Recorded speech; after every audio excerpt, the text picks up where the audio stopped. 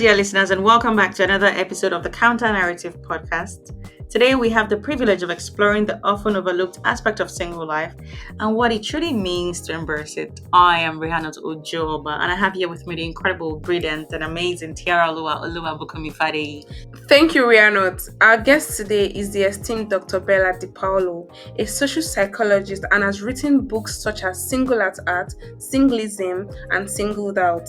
She has written extensively on the single experience, and her work challenges stereotypes and stigma associated with singlehood. Dr. DePaulo, welcome to the Counternarrative Podcast. Hi, thank you for inviting me.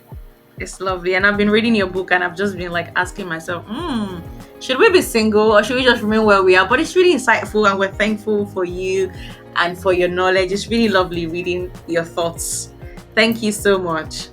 Dr. DePaulo, you've coined the term single at heart. Could you share with our listeners what it means to be single at heart? Sure. People who are single at heart love being single. It's how they live their best life, their most meaningful, fulfilling, authentic, and psychologically rich life. If they were coupled, their life would feel smaller and less expansive. Single life is, for people who are single at heart, it's their best life. See, what's your take on that? It actually makes sense. It's they've chosen it is their best life. Thank you so much for that insightful answer. So, we often witness double standards when it comes to singles. We see single women being labeled as promiscuous, while single men are seen as players. What do you think is responsible for this dichotomy in the way they treat both genders that are single? Yeah, well, it is useful to some people if women stay dependent on men, right? That keeps men in power. But it's not that great for women. So they do well to resist those notions of that if they're single, there's something wrong with them, or maybe they're, sexually promiscuous, or, all those terrible things that are said about them that are less often said about single men. So I think there is a double standard. And when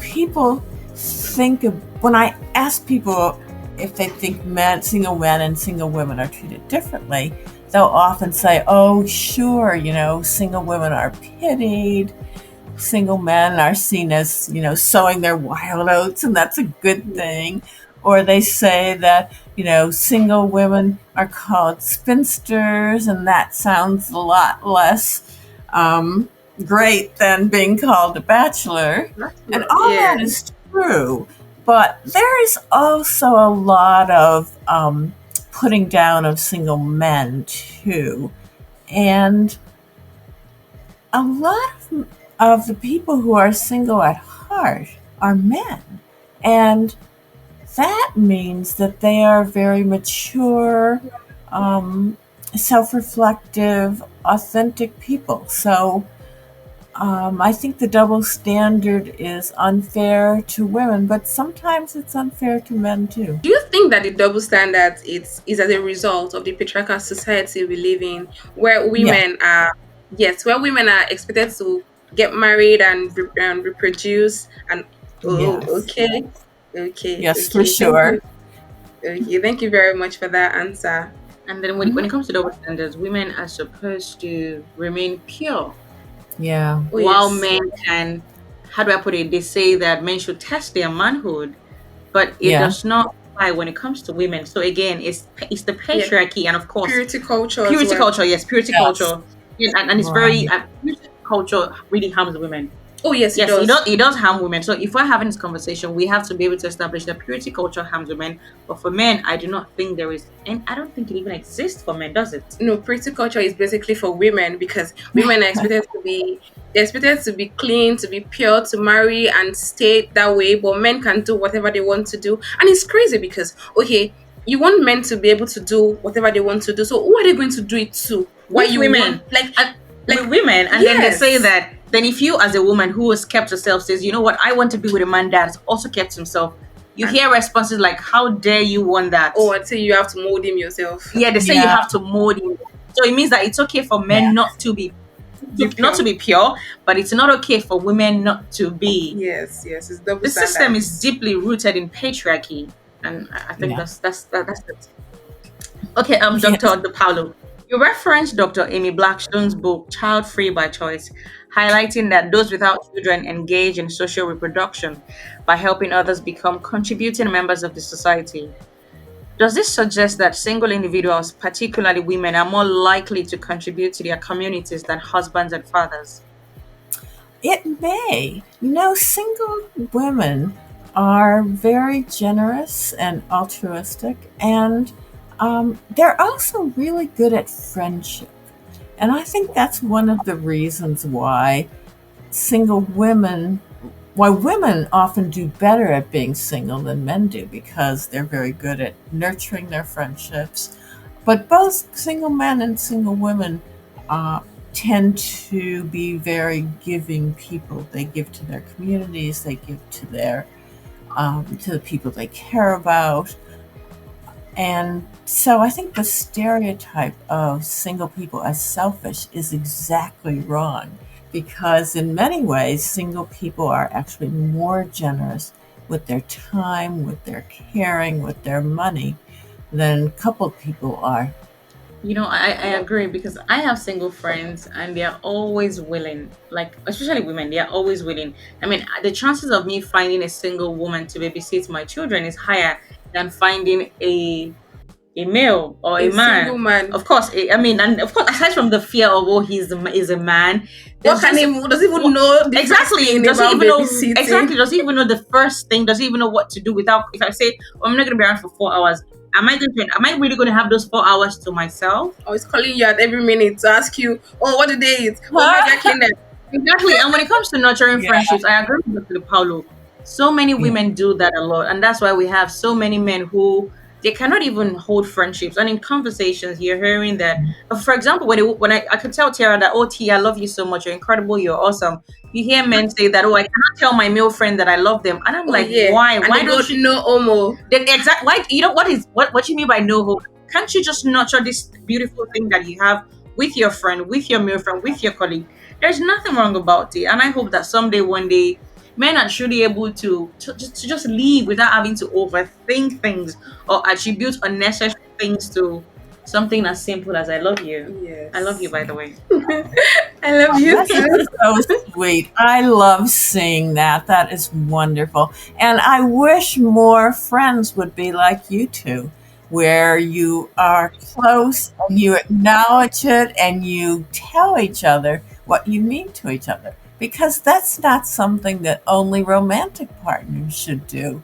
We should Yes. honor our friends, let them know how much we care about them, because they are so important to us. And that's something that people who are single at heart tend to be very good at. Because they don't have this romantic partner who's eating up all their time and attention and wants to be the center of their life, they are freer to prioritize their friends or anyone else they want to, and to have as many different kinds of people in their life as they want without having some romantic partner who's going to feel neglected. So I think friendship can be a real strength of single people, and especially the single at heart. And I think that's what being single does to you. It allows you to be so many things to so many people without feeling like you're betraying somebody or you're taking away Yes. the time that the quality, like you're sharing the time you should be spending with your partner, because you can express yourself to as many people as you want without it looking like there's Yes. a sort of ulterior motive. Unlike someone who is partnered, you're like, oh, I can only tell my married friend I love you. You cannot tell a single person because you're afraid, so it doesn't come off as Oh, as you sometimes. maybe stepping out on your partner or Exactly. something. Sometimes it is just, oh, I love you for the sake of humanity. You're my friend. I love you. I cherish you. I just want to hold you. I just want to hug you. It doesn't mean anything. It's all love. T, what Yeah. do you think? Oh yes, like Dr. I Bella mean, said, single people who are single at they understand friendships more. They are able to Yes. navigate friendships better because they do Mhm. not feel obligated to somebody or feel indebted to somebody. So they're just really more free with their friendships. So Dr. Bella, in Singled Out, you debunked numerous myths about single life, including the belief that single people are miserable or lonely. And as a society, how can we challenge and change these negative perceptions about single people? I think we need to own those of us who are single, especially those of us who are single at heart, need to own our feelings about being single. We need to be willing to say that we love being single. And it can be hard because it's still something that a lot of people just don't understand, or they don't believe it's true. So people who are single at heart will say, "Oh, I love being single," and other people will say back to them, "Oh, you just haven't met the right person, or you'll Yeah, change your mind, or you're young still." And yeah, no, that's not it. And I think the more we stand up for ourselves um, and say that, the better it will be. And also standing up to people who say things that are dismissive or unkind about single people, challenge them. It can be socially awkward to suggest to someone that their beliefs are insensitive or wrong, but that's the way we will get rid of these stereotypes, I hope. And when it comes to these conversations, like Dr. Bella said, you're tagged, like she said, you could be talking about how much you enjoy your peace, your space, your serenity, and people are like, you know what? It's because you're right. You haven't met the right man. yeah. Yes, Yeah. it actually invalidates How you how feel? I feel. Mhm. Yes. It validates how I Exactly. feel, and it's really, and then you're seen as, or maybe you're just so, or maybe you're seen as lonely, you're seen as bitter, you're seen as angry, Yes. just because you are not partnered. How do you attribute those mean qualities or unkind qualities to me because I am single? Unfortunately, be you single or partnered, you can be partnered and be miserable. You can be Oh partnered and yes. not be miserable. But it's Of unfair to course. invalidate my feelings because I am unpartnered just because you are, or just because you think that anyone who sleeps alone should be miserable. How do people come up with things like that, Kiara? And you know what? For the single at heart, one thing they all have in common is they love having time to themselves. They savor their solitude. And that is a superpower because if you like having time to yourself, if you're comfortable with your own self, then you're very unlikely to be lonely. So the single at heart actually defy that stereotype that, oh, you're single, you must be lonely. In fact, they are very unlikely to be lonely. And they have this superpower of enjoying, appreciating time to themselves. Where you take some people, not all of them, but some people who are coupled are just so dependent on their spouse, or they're so dependent on being with someone that when they have time to themselves, they feel lonely, or they feel apprehensive, or they're just not comfortable. And that's unfortunate. Too bad if somebody can't feel comfortable having time to themselves. That's sort of sad. And it feels like they're missing out on something, like, oh, I should be doing this for this person. Like they feel Yeah. guilty just having time to themselves. Mm-hmm. Yes. And try to fill it with activities, with things that do not like. Yes. Yes, they try to fill it like, oh, they're not used to being alone, so they want to do stuff. They're busy with activities and all of that, just because Mhm. oh they feel alone, and like that there's a difference between being alone and being lonely. So they feel lonely Yes. Yes, so they Yes. feel lonely and then they try to fill up the spaces. They do things that they would normally not do on a normal day just so Yeah. that they're not alone or lonely. Yes. Yes, Yes. yes, Right. that's what happens. Well, thank you Yes. so much, Dr. Bella. And again, just in line with this conversation, the next question that I have says society often equates completeness with being part of a marital unit. And what makes a human being complete, and how can we encourage this broader understanding of completeness? Right. I think every human is complete. You don't need another person to make you complete. But I Yes, think what makes a person feel complete or feel fulfilled is if they are living their life authentically. If they feel like the life they are living is who they really are and they're not being forced by conventions or pressures or social standards to live a way that's not who they really are. I think we saw that over time when it became more acceptable for people to be gay instead of straight, and then people who used to conceal that they were gay or lesbian then felt more free to be who they really are. yes, There's nothing as beautiful as being able to be your authentic self. T. And in conversations, especially with marriages and being single, you realize that when a person is married, maybe early or what early, like maybe like in your teenage years, like maybe like from 19, 20, we have people who marry earlier than other people. yes, And let's say for some reason the marriage or relationship does not work out. And when they're in this single phase, they start to be, how do I put it?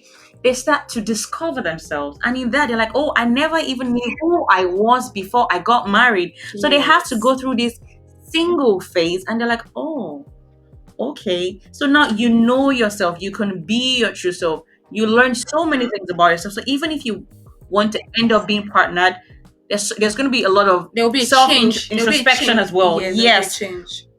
and I think it's very beautiful. And it's like when we talk about it's like when some people live alone, some people do not live alone. Some people say that it's really important to have that time to yourself where you live alone. You're able to just be your true self and learn a lot about yourself life, and just not just jump into partnering with people, because the moment you become partnered with a person, it's two things. You do not know if you're going to still be your wholesome self, or you have to be another person just because You of want to fit fit that. into their life or their space.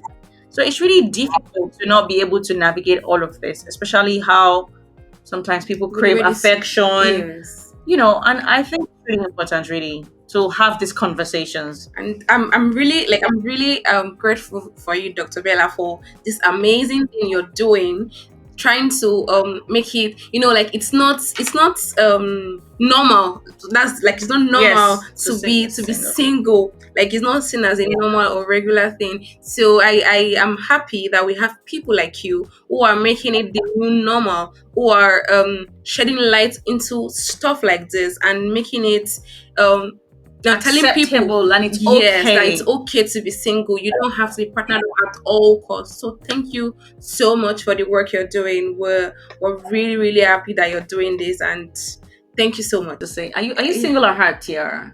Uh well, yeah, like I'm comfortable. Based off on Dr. DePaulo's explanation, Yes, I'm comfortable with it. Like, there's no rush. There's no and there's no misery around it. That's it. There's no mystery around it. It's So really unfair to say that a person is miserable because they are single at heart. yes. What a remarkable conversation, shedding light on the richness of single life and challenging societal norms. Indeed, Tiara, you said richness of single life, but these days it's really hard for people to acknowledge the fact that they're single. It's like it's a taboo to actually say that I am single, or I am single at heart, or that they are enjoying being single. What do you think? Well, so I think that people are, the society, when we're like, when we're brought up to aspire to being partnered. That's basically how society brings up a lot of, or mostly the people, mostly the children and all of that. You are brought up to see a home. You are brought up in a home to see a home and to aspire to a home. So when you're single, it feels like you're going away from what you're supposed to be doing. So it feels weird. And that's why people are a bit skeptical or a bit hesitant to say that, oh, I am single and I'm cool with being single. That's basically and that's why the conversation of, oh, you must be miserable comes in, because how dare you be single and be happy, as if to say that it's a crime. And that brings me to the next thing I want us to discuss. Do you think there is a difference in being alone and loneliness? Oh yes, there's a difference. You can be alone, like okay, you can be alone and you're cool, you're fine, you're not feeling lonely, right? And you can be in a group, you can be outside with people, and then you're lonely. Do you understand? So it's different. Like, oh, you're alone doesn't mean you're automatically lonely. It's two different states.